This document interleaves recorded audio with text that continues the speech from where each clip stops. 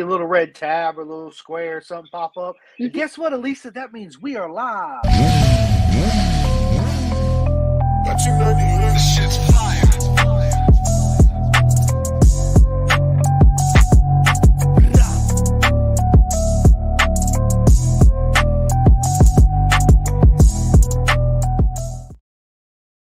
What is up, everybody? Welcome to another live Pin the Gas podcast on this beautiful Saturday afternoon. I hope everybody's day was filled of love, laughter, family, and proper mega willies. I know Elisa's was and Levi's, but before we get into that, you guys know the routine and the deal. This episode is sponsored by Next Level Financial. Take total control of all your financial needs and get your free analysis done through Seth Starnes today. Everybody knows who Seth is. He's an absolutely proper mega human being. So what are you guys waiting on? And Elisa, I know you heard this many times, me saying it all the time. I tell everybody, don't buy an off-the-rack suit because for 90% of us, guess what? That suit's not going to fit you correctly. And Elisa, when a suit don't fit you correctly, guess what? It causes all kinds of problems on the motorcycle, right? First, the fitment, it's tight. I can't bend or move how you need to freely move on the motorcycle. And that really hinders your performance and your confidence and all kinds of stuff, right? So do yourself a favor, go to bisontrack.com, get that full custom suit started today. It's super simple, super easy to do. Trust me, you will fall in love with Robert, Tasha, and Carter. They're some of the best human beings you'll ever meet in your life. And the whole process is super easy. You guys hear me talk about it all the time, how easy it is, right?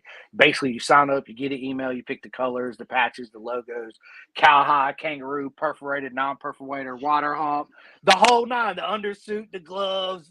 Now they got the boots, right? So listen, do yourself a favor, bisontrack.com, get your full custom suit started today, okay? But ladies and gentlemen, it is an absolute honor today to sit down with the legend herself, Elisa Gendron KARNS. Did I say that right? Absolutely, you got it good. Yes, let's go. And nice shirt, by the way. Thank you, thank you. I know we're matching. Right? I know where you can get one of those, by the way. Oh yeah, But yeah, Karns listen, Performance. yeah, right, Karn's Performance, right, and listen, that's something else I'm gonna start saying, man. Is anybody's in the market looking for a motorcycle, look no further than Karn's Performance in Pennsylvania. Jason is absolutely one of the best human beings you're gonna meet, and he's got everything, and he'll help you out. So go to Karn's Performance for all your motorcycle ATV, UTV, yeah, and everything in between the spectrum, right there, right. But Elisa, listen, it's been a long time coming. It's always an honor to see you and Levy and your whole family at the track. It always puts a smile on my face, right, to spend time with you guys. But let's get into it. Where does your journey begin on two wheels? Oh man, well, I mean, two wheels have been a part of my family forever. I mean, I grew up and my dad's been track riding since the '80s, so he always likes to joke with people that he was on the track before they were born. So, my whole life I was surrounded by it. There's pictures of me as at 10 months old on a little pocket bike that matched my dad's. But realistically, I started track riding around the age of 12 because I was a really tall kid. I was like freakishly tall at the age of 12. I was full grown. So I've been this tall, which is about 5'7" since I was 12 years old. So I could touch flat footed on a Ninja 300 at the age of 12, which was enough to convince my dad that I could go out on track. So a lovely lady at the track, at New York City track, let me try on her leathers. They fit like a glove. And that I was like, Dad, I need a suit. And he was like, well, you're gonna need a bike to go with that suit. So got a suit, got a bike, and started track riding at the age of 12, and did that until I got to about expert group when I was 16. And I was like, well, what do I do from here? Can't just sit around and expert at the age of 16 already. So we decided to go racing. So we went club racing and had a bunch of success there. And now I'm in Moto America. How did you? And I ask everybody this that makes that transition from club racing to Moto America. Was that a big shock to you? Like, was it hard to transform into the world of Moto America versus because we all know club racing is super relaxed. Moto America, not so much, right? So it's a whole new planet. Basically, you go from one world to the other. How did you feel that transition was? Oh yeah, it was a huge transition. My when I was club racing, I had a lot of really really good success. I uh, I won 14 regional championships in my second year. I won 5 national championships at the Race of Champions in Daytona. I mean, I have 40 races, 40 podiums in my second year, like 26 wins, something like that. So, I mean, I was riding the high in club racing. It was great.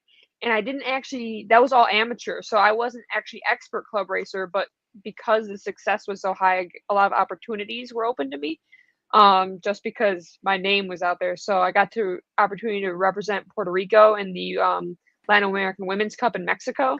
So that was a nice kind of stepping stone between club racing and Moto America, where that was the pro level in Mexico, but it was a spec class. So we were in the classroom with Jorge Lorenzo's father, who was coaching us in this spec class. That was really a development class for women's racing, which eventually they had hoped was going to turn into a women's world championship, which is now. And there's plenty of women who I raced with there who are racing in that women's world championship.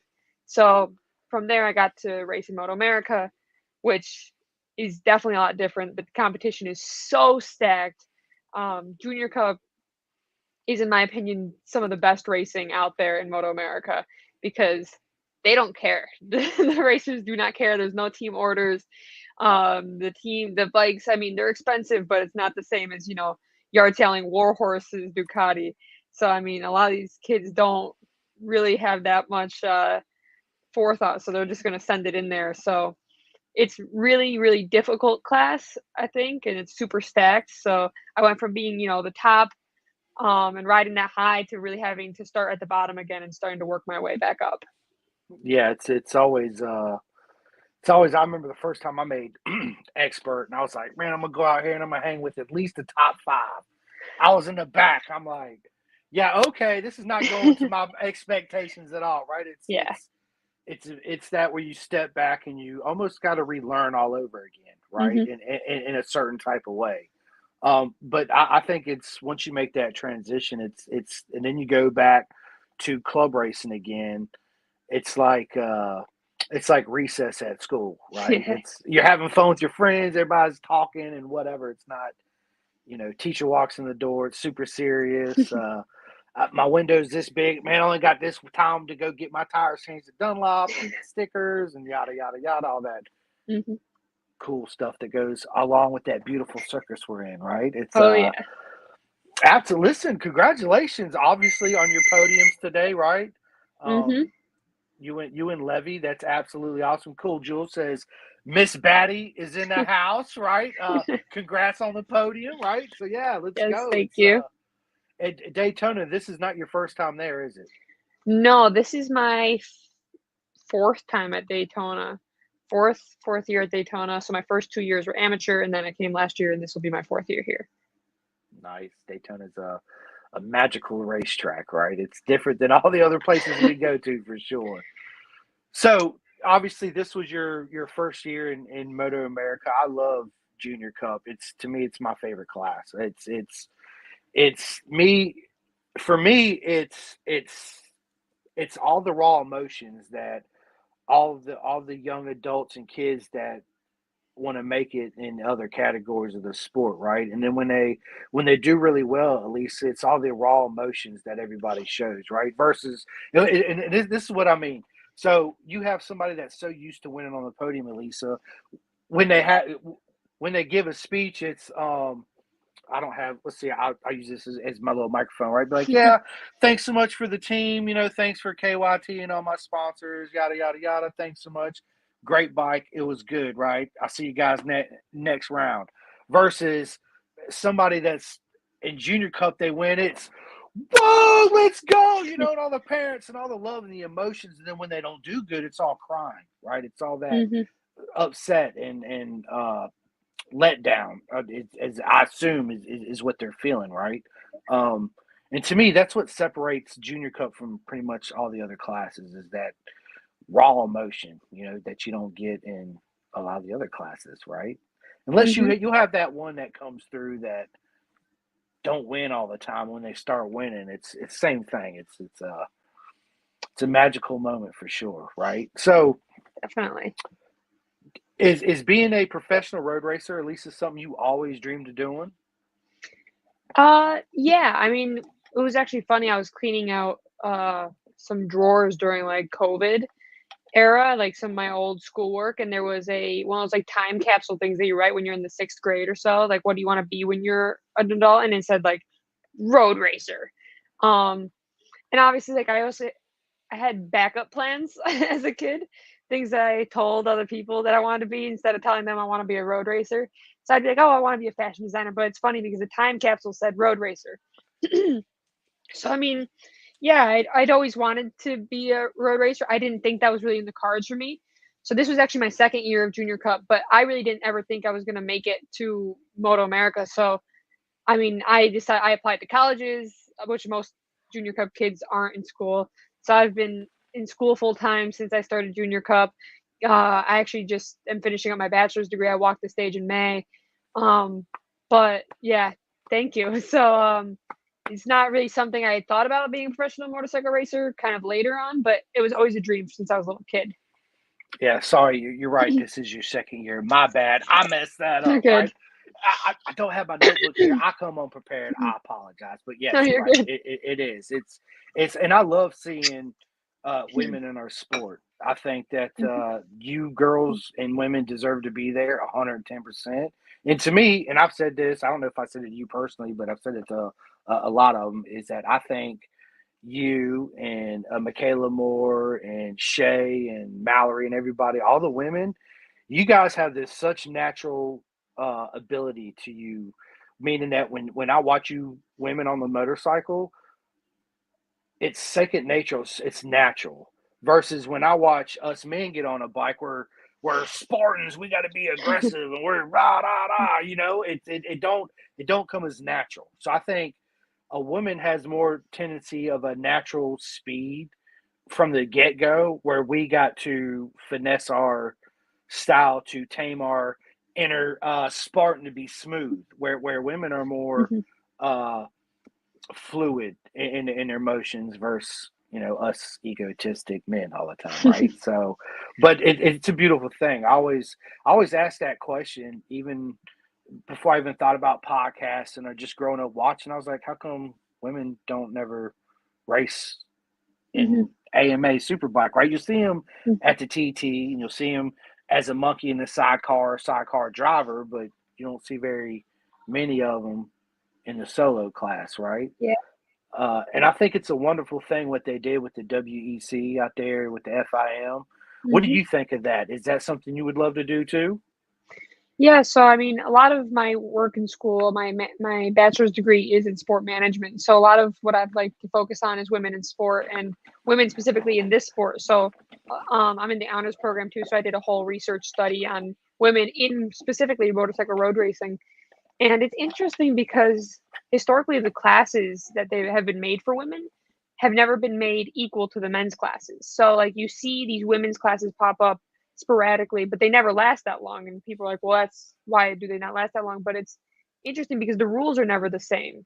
So they never hold the women to the same standard. They either make the class easier or they make the rules different. And I think the women's world superbike championship is really special in that in a lot of ways they've allowed it to be just a racing class. And I mean, there's some differences still. I mean, it's still a spec class, and they're still under the same tent, so they're on different teams, but they're not really in different teams the same way the men are.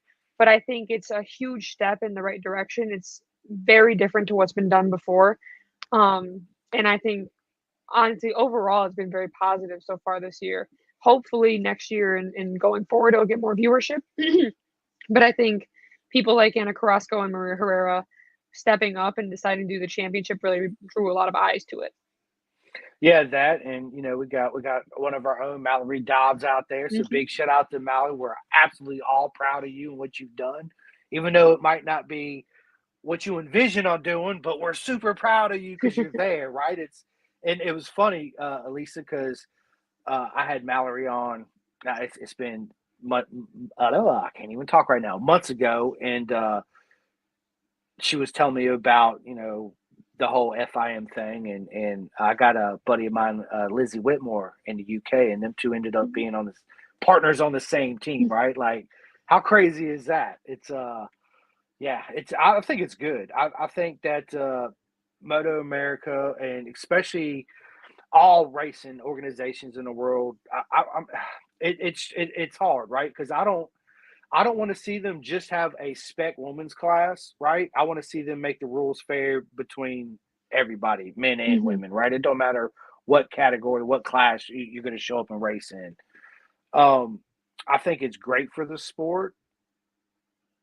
I feel like it would. I don't feel like I know for a fact it would help the sport grow. And you, Elisa, and Mallory, and Michaela, Shay, all of them, every single one of you females that are racing, right? You're such an inspiration for all the little girls around the world that come to the track and they see you, right? And they see you race that never thought of being a racer or a rider, period. Hmm. But because of you and everybody else, when they show up, I'm sure that minds that thoughts back there. They're like, you know what? Let me get a dirt bike for Christmas, Daddy. You know what I'm saying? And that Yeah. journey starts. You never know. They might be where you are one day, um, just by doing what you do and being friendly and showing up to the track and touching back on your all your championships and wins. You know how many boys' hearts you broken, right? And boys' hearts you broken out there on the track. They're like, oh, I got her, no problem. And then they're like, I can't. I stay with her for like the first two corners, and that's it. She's gone, right? So yeah, I think it's awesome. We got Levy up in the house. What is up, Levy? He says hi. Hello. Speaking of which, question: how did you and Levy meet? So him and I met in Barber in Park Ferme after race one last year. Um, and it's kind of funny because I was really sick that weekend. I actually had a few races that season where I was really sick and I just did not feel well. I wanted to go back to my pit. And a friend of ours, mutual friend of ours now, was like, "Oh man, that Belgian kid's here. Like, we should go say hi. Oh my god, like that's so cool. Let's go say hi. Let's go be social." And I was like, "Nah, I really don't want to go talk to that Belgian kid right now. Like, I don't feel good. I just raced. I want to go back and change." He's like, "No, come on, let's go be social." And I was like, "Yeah, I really don't want to go talk to this Belgian kid." And so I got dragged over there, and we got talking and we ended up talking for so long that all of a sudden we looked around and everyone else had left Park for May and the bikes had been released and we were still just standing there talking. Um, and so we met there initially. The next day he won the race, so I didn't get to talk to him because he was on the podium.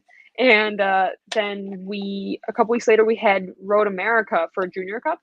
So there was a track day on Monday where a lot of Junior Cup riders were there to practice. And then that week between, we were camping to not drive all the way back to New York with another Junior Cup family. And coincidentally, the baddies were at the exact same campground as us. So they moved their campsite, moved it right next to us. And for an entire week, we indoctrinated Levy into American camping culture. He tried s'mores for the first time. We had water balloon wars. He got to play baseball for the first time. It was a whole week of basically taking the Belgians on the most American experiences possible. I love it, dude. That's great, and I'm sure he was like, "These people are absolute Americans are crazy." They're right. For sure. Absolutely, everything you heard, they're absolutely crazy. No, I think it's awesome to introduce, especially people we meet and friends that we become friends with from other countries, and introduce them to our American crazy ways, right? And same thing when Oh we go yeah. over there. You know, they're all excited to show us their whole culture and their Hmm. ways, and I love it. I think it's absolutely amazing. I think you guys make a proper mega couple for sure, 110%. Thank So, you. yes, congratulations, you two. And yeah, actually, when I did Levy's second podcast, he was actually from your house, wasn't it? Yeah, he was Yeah. sitting in at my desk in my room. All my family was downstairs eating food. I know. He's like, I'm hungry. I was like, no worries, I got you. Yeah, it's hilarious. And since then, you've been to Belgium too, right? Yeah, I went to Belgium. So the first time I went to Belgium was for spring break, and I only had like 10 days there, and it was cold, which we saw as much as we could in 10 days in cold Belgium. But the second time I just came back, I went for a whole month. So summer month, whole month in Belgium, stayed with the baddies. They're phenomenal. I love them all. And yeah, it was really, really awesome. Yeah, I've seen pictures on Instagram of you You guys actually riding out there too. That's awesome. Oh Yeah, you're yeah. right. His dad's amazing. Levy's amazing, and I can't forget.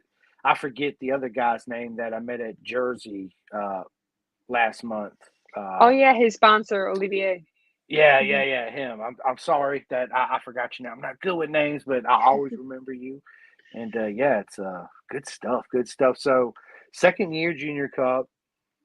How do you rate your season? Um, I think the team was happy with the results. We met all the goals that we had initially. Obviously, I'm kind of a high achiever and hold myself to a higher standard. So I would have hoped for some better results, but I think the team was pretty happy, and I know my family was proud and everyone was excited. So I did what I could, and it was a good season. I think it was an epic season, right? I love watching all my friends race and do what they love to do anyway. It's very fulfilling for me. It's a satisfaction that I get in a different way than watching Valentina Rossi win races, right? Yeah. Because I was such a fan, but I wasn't friends, right? Once you become Hmm. friends with somebody, it's a whole new ball game, you know. So yeah, I think you did great, right? So my next question to you is, what's for 2025, Elisa? That's a good question. So, uh, we're thinking if I can get comfortable enough, it's a big step. I've been on a 400 since I was 14 years old. Um, I'm now 21, so I really don't have that much experience on bigger bikes. We bought an R7 earlier this winter, and I've got a couple track days on it. And then this weekend, I actually got to ride Jason's 800 for the first time, so that was really awesome. I couldn't thank him enough for letting me ride that, randomly at Daytona. But we'd been struggling with the R7 all weekend, and jumping on the 800, I was immediately 3 laps in 10 seconds faster than I had been all day on the R7, which was, I know, that's what we all did when we looked at when I came back in. What? That's Yeah, like that's unheard of most of the time, right? yeah, yeah. So that was a big highlight of this weekend, was getting to ride that 800, because trying to figure out what manufacturer to go with, and seeing what bike I'd be most comfortable on, to then start to build that kind of program of getting faster, being able to improve myself enough to really compete at the level I might want to at in Moto America. So getting to ride the 800 back to back, getting to see what I like from one bike and what I like from the other, was really, really special this weekend. Oh yeah, I'm sure. I've heard a lot of great things about the GSSA 8R or whatever it's Yeah, called. Sorry if yeah. I messed that up, but There's a lot of letters there. it's always it's like when I talk about the CBR 1000 R. I always like to Yeah. do that because it's like it's unnecessary with all them R's. It's almost like a pirate, right? But yeah, I've heard a lot of great things about that bike. Just it's neutral feeling, meaning that it's easy to go on and get Yeah. accustomed to very quickly, um, and it responds well to modifications. Yeah. It's a great looking bike too. So it's Yeah, and going yeah. back to what you said earlier, like about smoothness, like I tend to be a very smooth rider. I prefer a smoother ride, whereas like someone like Levy or Yandel or one of these other top riders, they're all sorts of all over the place. They're sliding and their rear ends are up, and I don't ride like that. I get uncomfortable riding like that. I like a very smooth ride, smooth but fast. And while the R7 is a really great bike, it's a really aggressive bike that fits like that kind of riding style better. That 800 is so smooth, like glass. It's amazing. Well, good. So next year we're going to see you breaking a lot more hearts on the 800, hopefully, right? Hopefully, Yeah, hopefully, we'll see. that's awesome. So let me ask you this, Elisa. Like, what are your goals that you want to achieve personally in road racing? Yeah, that's. I mean, I'm definitely not gonna be Valentino Rossi. So I mean, we've gotta. You never I've know. been. I mean, maybe miraculously, if I wake up someday with that kind of mentality, maybe. But I mean, I'm grateful that I made it to Moto America in the first place. Like I said, I never thought I was gonna make it to Moto America. I thought club racing was gonna be kind of my limit. Um, I don't know. I'll be starting my master's degree in January, so I'll be done within the year with my master's. So I don't see a future career in road racing for me necessarily, maybe for others, but I don't see myself getting paid to race anytime soon. So I think moving on eventually in the next couple of years into, working in the industry rather than racing will probably be my next steps for the industry for the most part. I think that being a racer has been a dream, but it's also helped me understand the perspective of the racers a lot better. So I think I can bring a lot to the industry and help a lot understanding better from our perspective than being on the other side. Yeah. So, what exactly would you like to be doing in the industry to help people out? I would love to eventually be in some sort of operational role, either with Moto America, MotoGP, or any motorsports really. Motorsports is my passion. Road racing obviously is my passion. Um, I've learned a lot about a lot of other sporting industries too, and made a lot of connections there through my education. But I'd love to eventually work in road racing, try to build it back up to what I hear the legends of what it used to be in the United States, and bring that kind of stuff back. Oh, it absolutely was Yeah. legendary back then, Lisa. I was there during the golden era, not racing, but a fan of it. I watched it all unfold, and at the time, uh, obviously, when stuff like that happens, when you're living in this special era, it's you don't realize it until you look back. You're like, shit, right? It was Yeah. a magical era of this time, right? I mean, you can say that for a lot of racing, throughout time. Yeah, we will eventually get there. I think us as a whole are growing. We're headed in the right direction. We still need to do and implement certain things. It's just me personally. Mhm. In order for us to achieve that, like outside sponsorships, right? We need Oh yeah. outside sponsorships. We bring the cigarette sponsorships back. That's when people were making millions of dollars, right? And I say that, and people are like, "Well, cigarettes bad." I'm like, "Okay, you're right," but Miguel didn't smoke. Scott Russell didn't smoke. Doug Chandler didn't smoke, right? They didn't smoke cigarettes. They were getting paid by the companies. The teams were Yeah. getting funded, but they didn't do it, right? We're not saying it's okay, but we need that money. I mean, shit, if we have OnlyFans, why not have Camel? I'm just saying, right? Or Mhm. Netflix. How badass would a Netflix bike be? Or Walmart or some big major that and yeah, it's there's a lot of political stuff, but we're not here for that, right? Yeah. We actually got a comment from Dan Spalding. What's going on, Dan? He says it was great to get out of the pits and watch the Azra 400 race. There was a bunch of little girls near the barrel turning and rooting both for you and Ella on today. It's great inspiration for the new and upcoming teens and kids that look up to you girls. Can't wait to get a twin and can race against you. Good luck tomorrow and for next season. Awesome. That's awesome. Thank you so much. Bruce, what is up, Bruce, my man?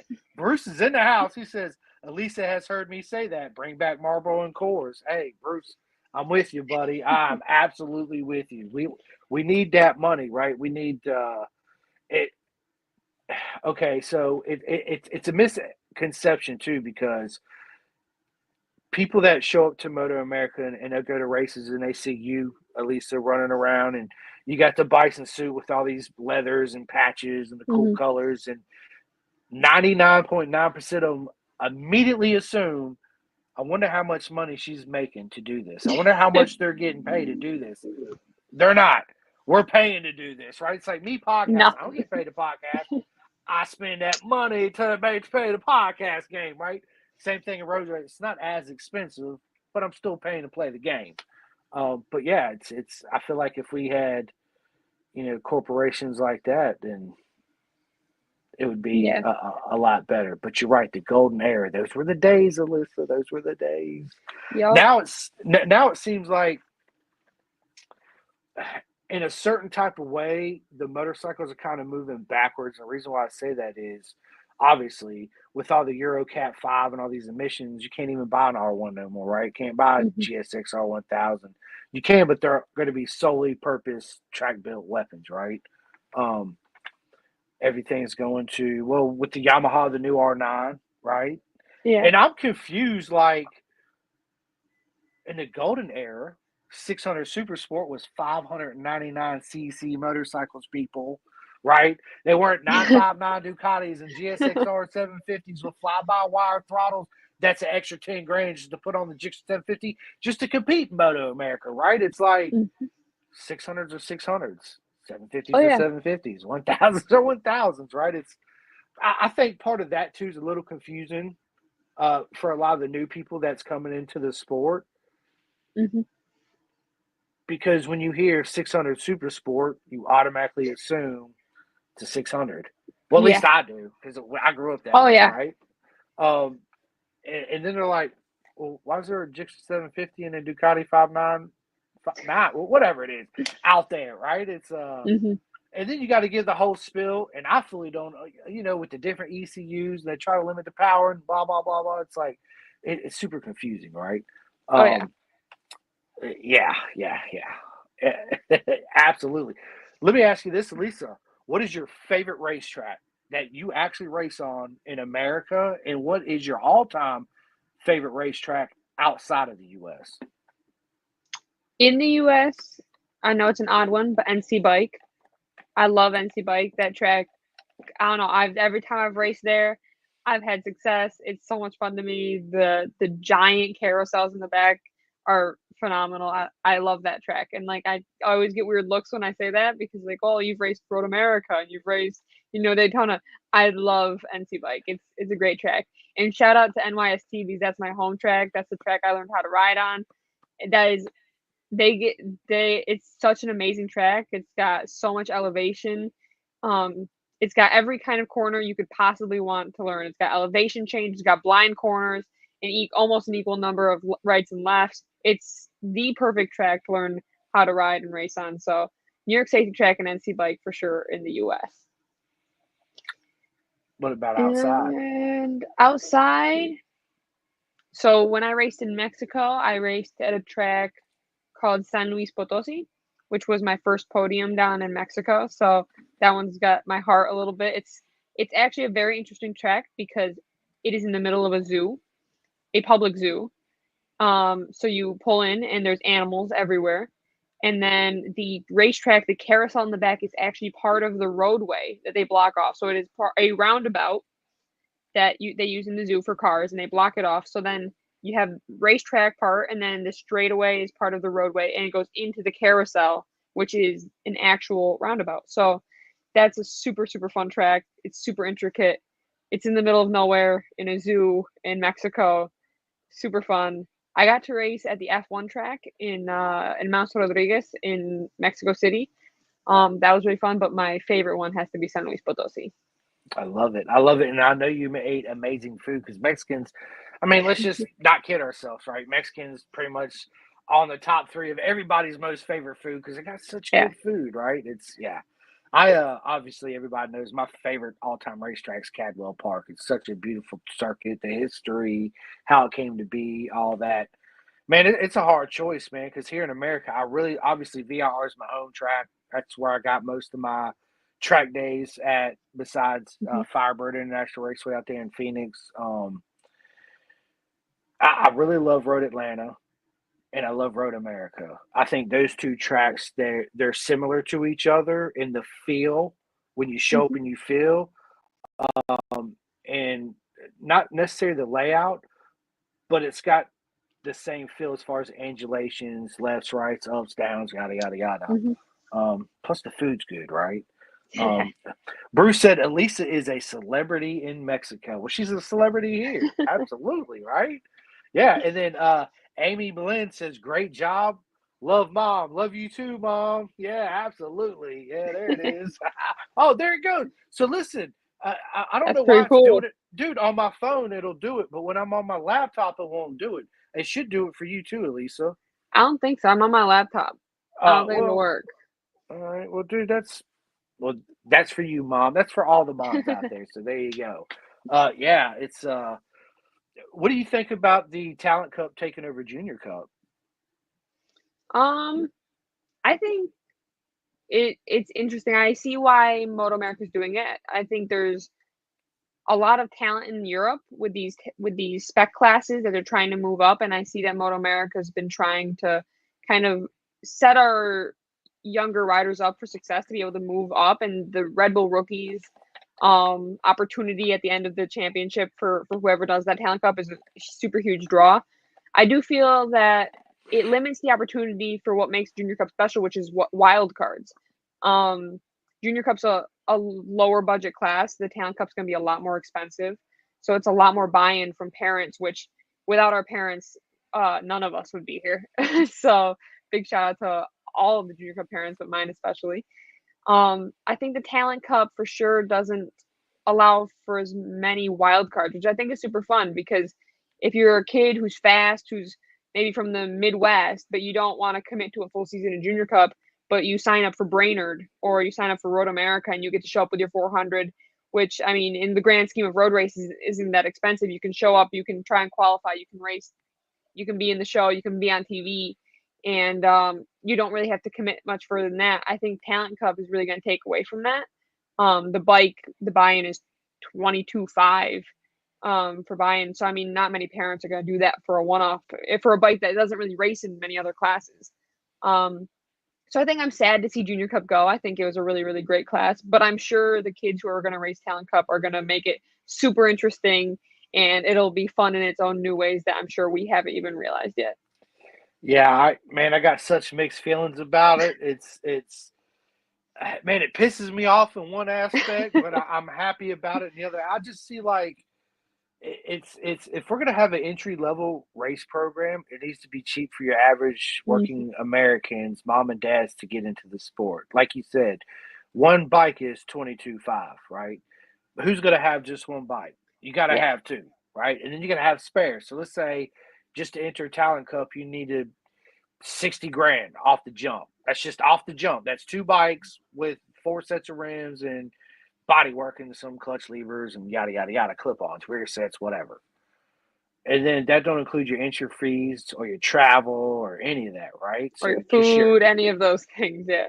so your entry level of Moto America is 100 grand plus. Well, I'm just listen, people. I'm making this number up, but I'm probably not going to be that much further off of the truth.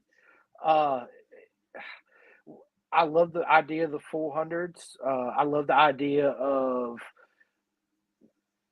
Rossi. Let's say, hey, Dad, I want to go Moto America. I've done X in clubs and this and that. I'm like, okay, Junior Cup obviously is the first step.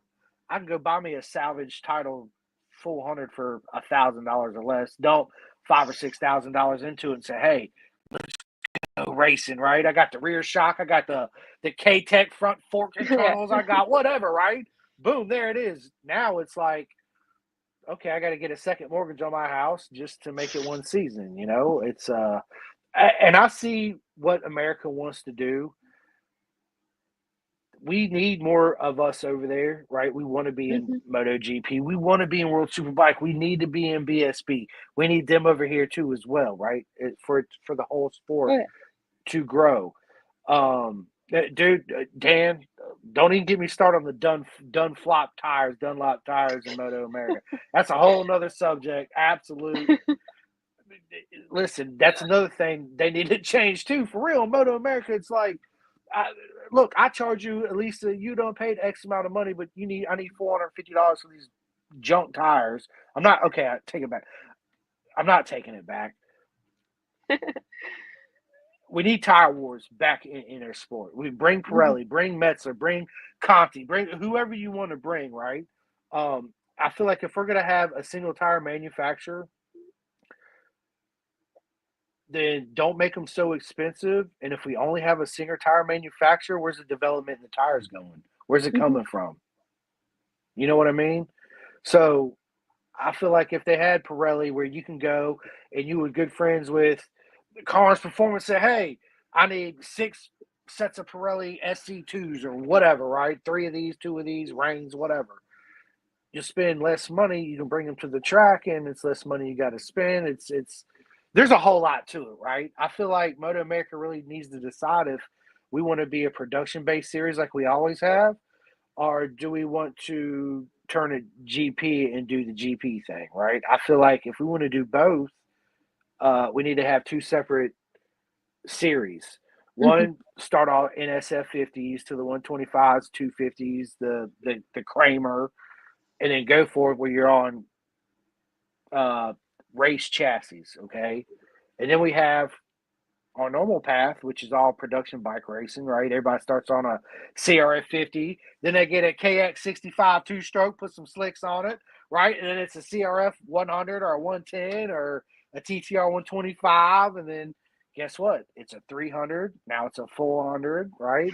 And we go up.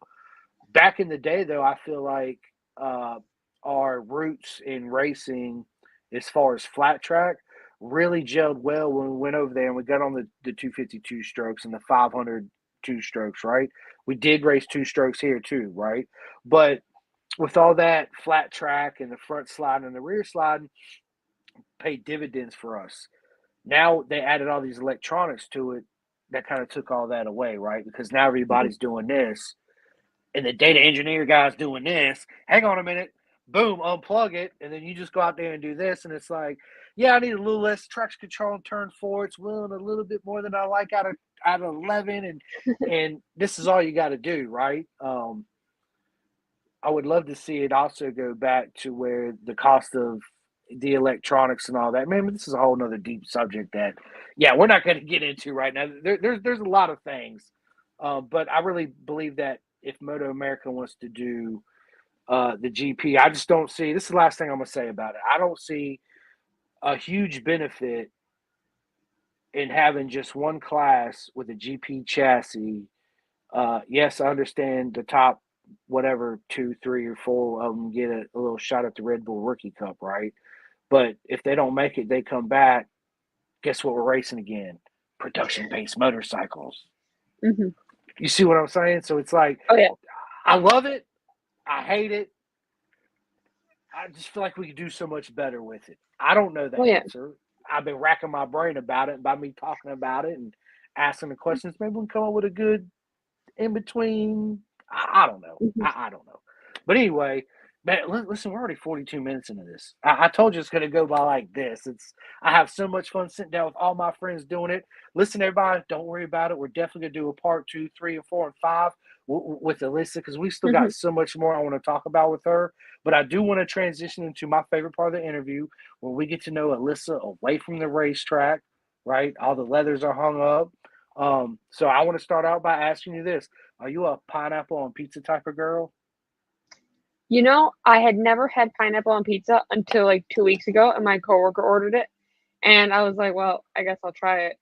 And it wasn't bad. So, I mean, I used to be a hater, but I mean, I'll probably eat it without. I probably wouldn't order it, but if someone orders it, it's actually pretty good. I'll admit it. Pineapple on pizza is pretty good.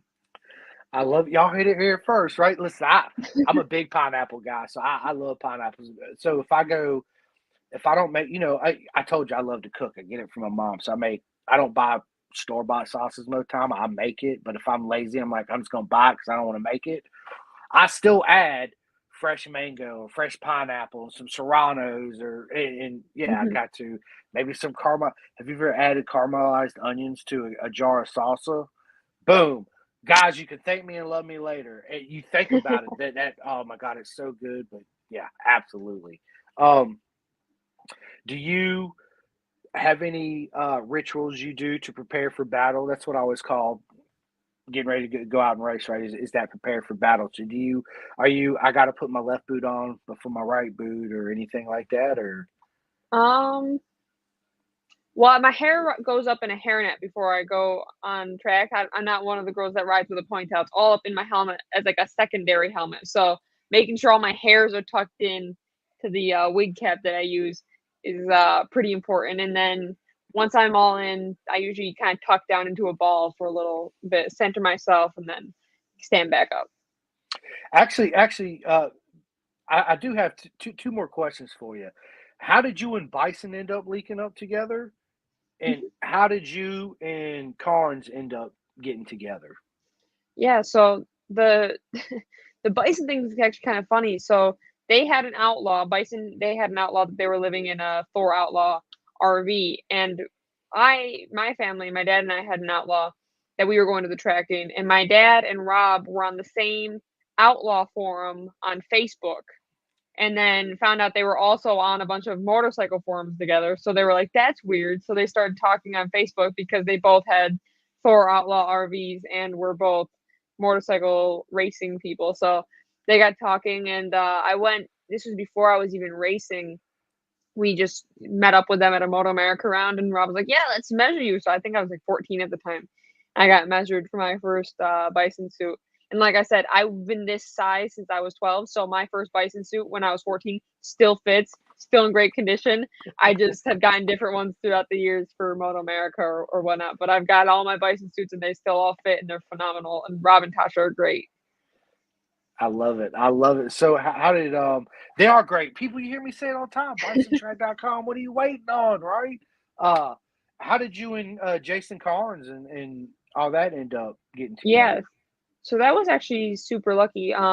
Chris Clark, who's a great rider, was riding with them the year before. He was doing the North American Talent Cup a little bit, and then he did a couple rounds of Junior Cup, I believe, and he did it with Carnes. And we knew the Clark family from CCS and stuff. And Carnes was looking for another rider, and I guess was talking to the Clarks about who would be a good teammate for Chris. And like I said, that second year I had of CCS, as an amateur, I had an incredible amount of success, 40 races, 40 podiums, tons of championships. So they were like, yeah. So we got the Clarks, I guess, put my name out there, and Carnes reached out, looked at the stats and results, and we're interested. And Carnes is so great. They're like the best team ever. Jason's awesome. Tori's awesome. The whole team. So it's been super lucky that the past 2 years we've gelled so well. And they're really, really an awesome team. Yeah, they're absolutely amazing, just like you and your dad too as well. And I remember when I was at Mid Ohio, he was like, "Hey, why don't you come back? I'm making burgers and I'll feed you." I was like, "Yeah, dude, absolutely. Free food? Oh yeah. I'm there, right? Yeah, 100%." It was And Jason burgers are the best burgers on the planet. I'm totally convinced, because anytime Jason's like, "Oh, what do you guys need on the menu this weekend?" It's like, well, I know we were racing, but you got to make burgers. I can contest. I had one. It was absolutely amazing burger, and thank you again. It was yeah, looking forward to having another burger soon Oh next yeah. year for sure, 110%. Yeah, I just had to. I meant to ask you that. I don't have my notebook, so I was like, hold up, I gotta talk about my man Jason and how you and Bison linked up. As man, I'm trying to think of how me and Robert actually met. I know we were friends on Facebook, and I knew about Bison. Um, and then I think I just invited him on my podcast, and that's where our relationship really started. Because I try to pick his brains to talk about the whole, uh, how the whole thing Bison started going, and then he was like, um, "That's Tasha's thing," and I was like, "Okay." So I got Tasha coming on to tell us all about Bison, her and Carter, right? So y'all stay tuned. But yeah, dude, they're amazing people. I can't say enough. Jason Carnes is amazing. Your dad's amazing. Of course, you and Levy and the whole team. It's every time you walk by your guys' pit, it's nothing but love and positive energy. And everybody's laughing and joking around. Oh yeah. It's an awesome thing to see. It's one thing I love about our sport. It starts with the family, the moms and the pops and the sons and the daughters doing what they love to do. It's why we're here. You know what I mean? And so yeah. So let me ask you this: celebrity crush, Elisa. Who's your celebrity crush? Hmm. I'll say Leafy Batty. That counts as a celebrity, right? For sure. Absolutely, Levy is For a sure. celebrity. Yes, He's a he celebrity. is. I was personally me. I was gonna say Ryan Reynolds. That's just me. I don't know, That's a good choice. That's a good choice. but who don't love Deadpool, right? Come on. Oh, Exactly. that's good stuff. So let me ask you this: what is your all-time favorite meal? All-time favorite meal. It's gotta have seafood. It's gotta have seafood. It's like some sort of crab. And then my mom is like the greatest home cook in the world. Um, and so anything made by my mom with like a side of like either crab cake or crab something. I love it. I love my mom's cooking. My mom makes the best homemade crab cakes and remoulade to go with it. Oh my god, it's so good. Yeah, I get it. I've never personally made homemade crab cakes. I just leave that kind of to my mom. Hmm. So, but I know how to do it, right? Because I watch and I pay attention. That's how I learned how to cook. Yeah, it's.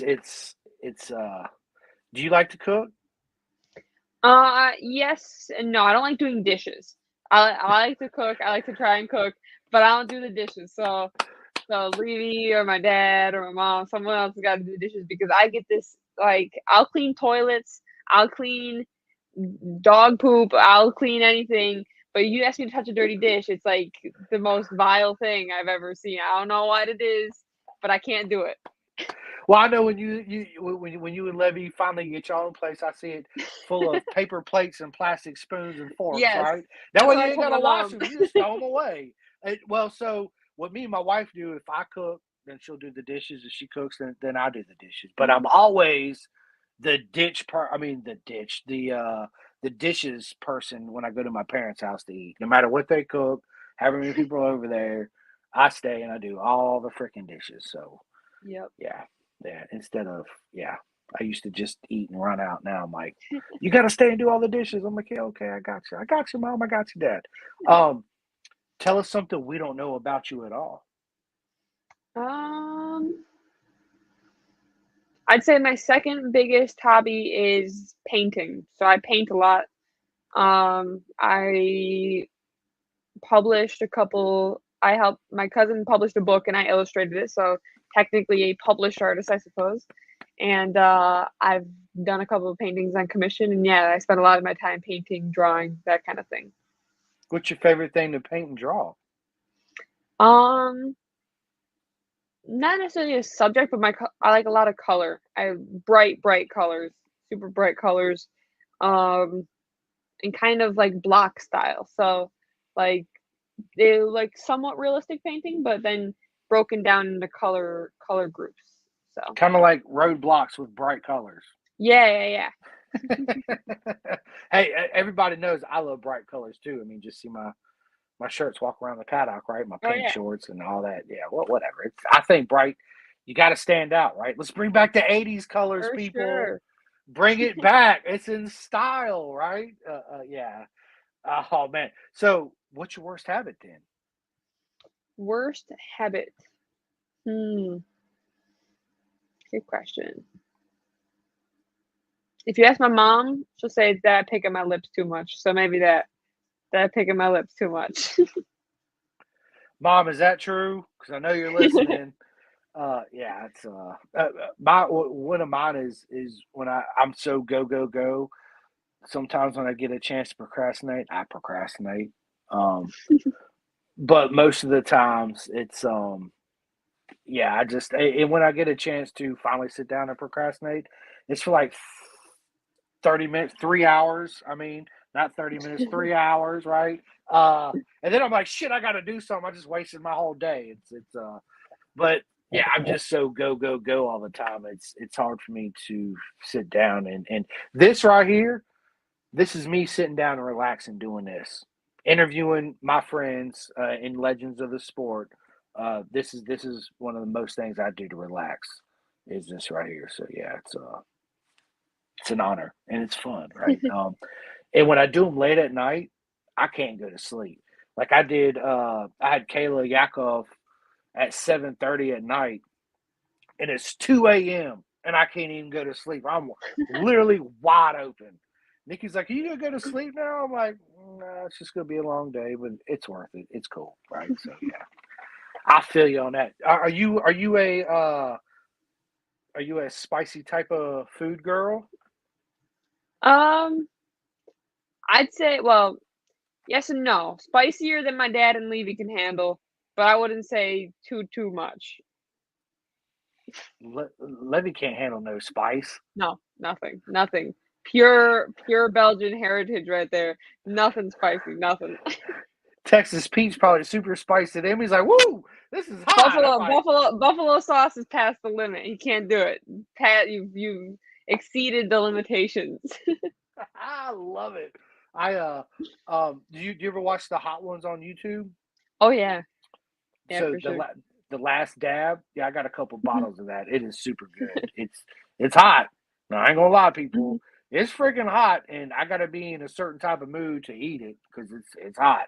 but it's good. It's one of those hot sauces that, yes, it's, again, I feel like a dead horse. It's really hot, but it don't change the flavor profile of the food, Hmm. right? So one thing I do suggest for people, super simple hot sauce. It's two ingredients. That's it. Grapeseed oil and crushed red peppers. That's it.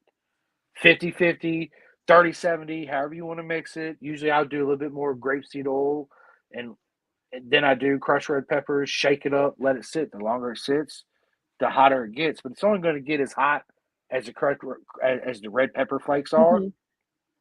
If you want it hotter, get, of course, habanero, ghost red pepper flakes. But Elisa, what I love about it is it don't change the flavor profile of any food you put in it. So you still taste all the flavors of the food. It just adds that heat, right? That Yeah. he or she may be looking for. Maybe Hmm. not. Are you a heat person? We are, right? So give it a try. It's really good. Bruce said, I just sent Chris some artwork pics. Thank you. I will check them out. I think you had some actually hanging up on your wall behind when I was interviewing Yeah, Levy. probably. Yeah, I remember that. Yeah. Good. So when are you gonna draw me? You know what? That can be arranged. I just finished one of Levy a couple weeks ago. That's now hanging in our hallway. So Well, not me personally. Just draw me like a cool pin to gas artwork picture. I'll freaking hang it up on my podcast wall so everybody can see it for sure. sounds good. 100%. I think it'll be awesome. I get so my son's big into. I thought I had one sitting here. He took it with him. My son loves butterfly knives. People, you know it because he's busting it on the podcast all the time. He's like doing all this with the knife. So now he wants to make everybody butterfly knives, right, out of Legos. So I'll get him. He'll make you your own personal little butterfly knives, and it'll be the colors of the shirt with the pinks and the blues and the yellows and stuff. He's made me several of them, so yeah, it's cool. And of course, you're gonna get you a T-shirt. I didn't I already give you a shirt. I No. have a shirt for sure. Okay. All right. Yeah, that's right. You do. Yeah. All right. Yeah. All right. And I got your dad one. I got to get Karns his. Yep. Yeah.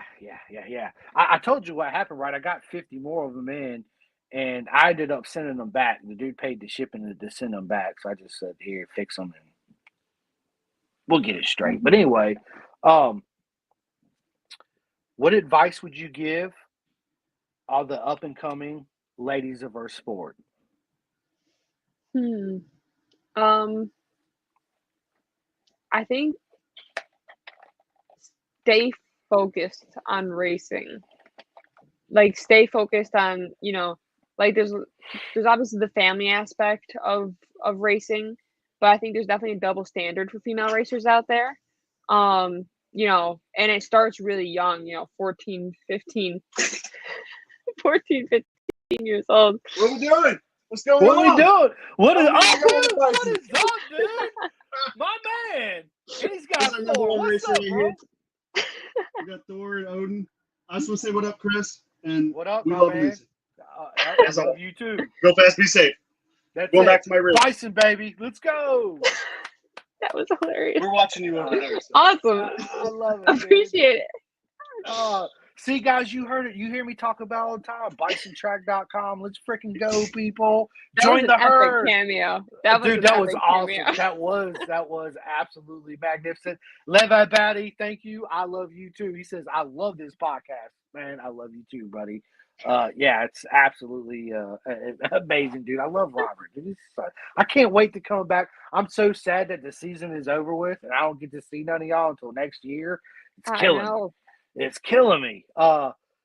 So are you excited to go? Have you raced at VIR? Because we're going back I next have year. not raced at VIR. And what's funny is Levy has. So the man from Belgium has raced at a track in the US that I have not. So I have not been to VIR. I'm excited because it's a lot closer to my house than Brainerd is. Although I know Levy's not happy because he always wins at Brainerd. So he's the Brainerd king. But I think my dad and the team will appreciate not having to drive out to Brainerd. Right. And VR, as you know, is my home track. So yeah. Yep. So if you plan on going out there, if you guys go out there for a track day, but before the VR race, man, call me. I'm literally an hour and a half down. I'll come down there. We'll hang out during the weekend. We'll do some live podcast there at the track. Well, we'll have a proper mega time for sure. I'll instead of Jason cooking dinner, I'll use his grill. Jason, yes, I'll use your grill, but I'll cook you guys dinner this time right at the track. It'll be. I was supposed to do it at Jersey, but it's hard during a Moto Mhm. America race weekend. It's so hard because everybody's schedule is different, even though we're in the same spot. Yeah, The way team meetings go and this, and I got to take care of this, and I got to get my helmet from KO. I got to do this, and yeah, all this stuff. It's.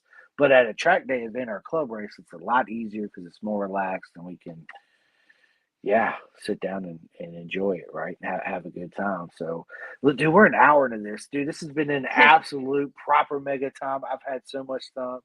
Thank you so much for coming on here. It's been an absolute honor. Listen, ladies and gentlemen, stay tuned because there will definitely be a part 2, 3, and 4. And I would actually love to get you and Levi on here at the same time and do a podcast with y'all too because it's going to be exactly what you just did. Nothing but giggles and laughs, right? And some trash absolutely. talking. Yeah, let's do Yeah. it. So we will do that and we'll schedule a part 2. Once you figure out what your plans are for next year. We'll schedule it because I'd love to bring you back on, like I said, and we can talk about it. Mhm. And then next year, I'd love to sit down with you, do a mid-season recap, and then of course at the end of the year, do a whole recap back, and we can talk about how many hearts you done broke, next year in 2025, and 2026 plans, and hopefully you'll be around in the Moto America paddock for a long time. Um, and you don't hang up those leathers anytime soon, right? And I assume when you do transition into your other part of your journey of your life for Mhm. job wise, you're still going to be doing track days and stuff too, as well, right? Uh, potentially. Yeah. Uh, obviously, you're a dog lover too, right? Oh Animal yeah. lover, yeah, me too. How many dogs and cats you got? So we had 2 snakes, 8 fish, we had a tortoise, and we had 2 big dogs who unfortunately passed away this summer, but they are the sweetest, fluffiest companions ever, and they were the greatest track dogs. Yeah, I listen. I know all about the dog situation. I've been down that. I've been to the I got a lot of dogs meet me at the Rainbow Bridge one day, right? Well, let's just say Mhm. that it's dogs are something. I think dogs are one of the most unique animal in the world that shows a human true unconditional love. Um, Absolutely. and I think that people that have dogs, you're just a lot happier human being, right? I tell everybody this: if everybody in the world had a dog, this world would be a better place, right? Um, and I also tell everybody this, and I said this in a while. None of us are strangers. We're just friends that haven't met yet, and I really believe that too, right? Um, it's in this short lifetime. It's so short, and it goes by so quick. It's an absolute honor to sit down and do this and be friends with all the beautiful people within our circus. And it's just it's an absolute blessing, right? And one thing I do want to tell everybody, but before we end this, is I challenge everybody every day from here on forward, whether it's 30 seconds, 1 minute, 5 minutes, stop and enjoy that time and that moment of that day, no matter what you're doing. Okay. You could be at work. This sucks, blah, blah, blah. Stop it and enjoy that moment, right? Because it's something you'll never stop, take, fast forward, bring back. You can't do any of that, right? And that's why when I'm at the track and I'm with you guys and spending time with everybody, I really try to enjoy every single moment because it don't come around very often. You know what I'm saying? Definitely. And that's everything in life. So take that, people, and do what you will with it. And yeah, and I hope. Did you watch the World Superbike races or the sprint race yet? I have not yet. Nope. We were Okay. racing all day. Gotta watch those. Gotta catch up. Oh yeah. So real quick, before we end this, dude, you gotta tell me about Daytona again. We said at the beginning, congratulations on y'all's podium. How much fun are you Yes, guys thank having you. there this weekend? Yeah, it's awesome. And the podium yesterday was phenomenal, obviously. Unfortunately the rider who was in third had to pull off the track. Um, so I was kind of gifted the third place, but I was happy as could be to share that podium with Levy and Yandel. Yandel is like my little brother. We've known each other since we were super little kids up in New York Safety Track. We've grown up together. He's the closest thing to true family I've got in this paddock. So sharing that podium with Yandel and Levy, which we've always joked about, was really, really fun. So yeah, that was really great. I absolutely love Yandel too. Him and his parents are absolutely amazing. It's funny because we met Yandel at VIR. I think it was the second to the last year Moto America went there, and him and Rossi were like, we was there at the concession stand. Rossi was hungry, and we sat down, and they're like, "Can we sit down here?" I'm like, "Yeah, absolutely, have a seat." And you know me, I'm outgoing. I'm like, "Hey, This is before I even did the podcast. This is before Pin the Gas." I was like, "Hey, I'm Simcoe. This is my son, Rossi. Nice to meet you." You know, and his dad, Carlos, was like, "Yeah, I'm Carlos. This is Yandel. He races." And I forget the guy that they had there with him at the track. He's not with them no more. I only seen him there that one time. Shit, I can't remember his name. I want to say Martin, maybe. Anyway, I'm bad with names and good with faces. But him and Yandel were like immediately two peas in the pod. Yondel's like, can he come back with me to the pits and play? I was like, sure.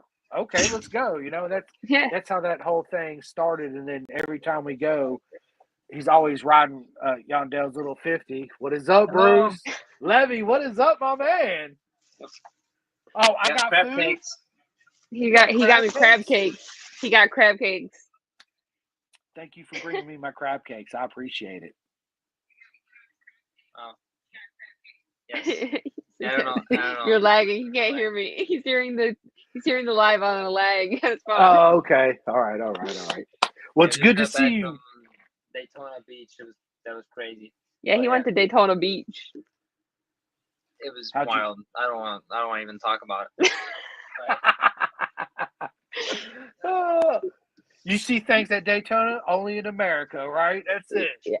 Yeah, he looks a little traumatized. I don't know what he did at Daytona Beach, but he looks a little shell-shocked. Maybe some American Daytona Bike Week culture hit him. Absolutely. That's exactly what it was. And we'll all hear the story later. I'm pretty sure we will. Yeah, that's awesome. Oh, man. Well, listen, this has been a lot of fun. I'll let you go since you got your crab cakes there. I'm going to go in here and spend time with my brother-in-law and my son. We're going to get up in the morning and go to the world's largest bounce house, which I'll know Monday I'm going to feel like I got beat up by Mike Tyson. But I'm going to go have a good time anyway. So listen, before we get off here, I just want to say thank you to everybody that watches the podcast and likes and subscribe. I love every single one of you, men and women.